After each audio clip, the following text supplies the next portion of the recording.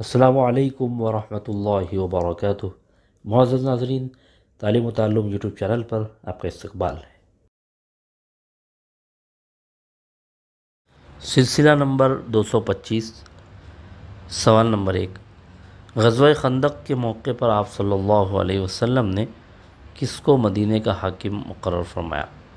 اے حضرت عبداللہ ابن عمر رضی اللہ تعالیٰ عنہ، بی حضرت عبداللہ ابن ام مکتوم رضی اللہ تعالیٰ عنہ، سی حضرت عبداللہ ابن مسعود رضی اللہ تعالیٰ عنہ، ڈی حضرت عبداللہ ابن عباس رضی اللہ تعالیٰ عنہ۔ غزوہ خندق کے اس اہم موقع پر آپ صلی اللہ علیہ وسلم نے حضرت عبداللہ ابن ام مکتوم رضی اللہ تعالیٰ عنہ کو مدینہ کا حاکم مقرر فرمایا۔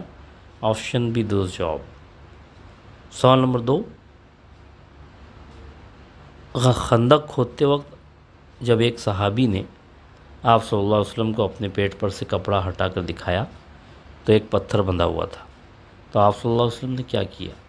اے، آپ صلی اللہ علیہ وسلم نے اپنے شکم مبارک سے کپڑا ہٹایا، اس پر 2 پتھر بندھے ہوئے تھے۔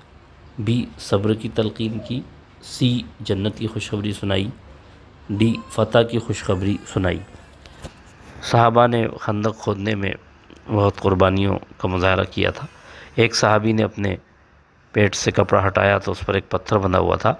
آپ صلی اللہ علیہ وسلم نے جب اپنے شکم مبارک سے کپڑا ہٹایا اس پر 2 پتھر بندھے ہوئے تھے۔ آپشن اے درست جواب۔ سوال نمبر 3، غزوہ خندق کے موقع پر آپ صلی اللہ علیہ وسلم کی کتنی نمازیں قضا ہوئی تھیں؟ اے 2، بی 3، سی 5، ڈی 4۔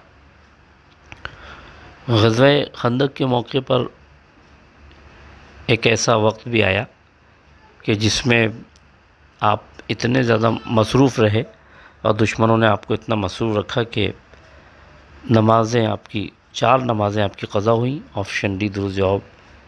بہت بہت شکریہ۔ السلام علیکم۔